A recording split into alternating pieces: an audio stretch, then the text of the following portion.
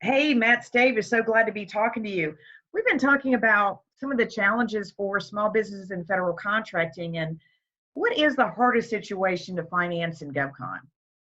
The hardest situation in financing GovCon goes back about 2 years ago when mentor protege agreements became kind of the new way of going after contract vehicles because you could garner set aside status and exceptional past performance through a mentor protege relationship. And we're starting to see those come through in unpopulated joint ventures. And if you were to sum up general financing criteria in general, which is, there's like the 5 C's of credit, like cash, collateral, cash flow, character, right?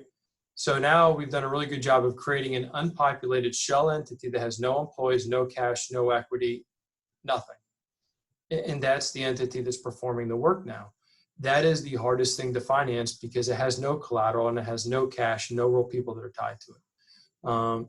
That is the hardest thing to finance in GovCon. And at Republic, we've developed the expertise in financing these unpopulated joint ventures.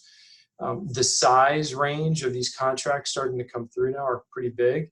I think you can trace that back to the government procurement cycle being 18 to 24 months. And now that that cycle is kind of stretched out, we're starting to see joint ventures get massive new awards. So you guys have a way that you can help companies solve that?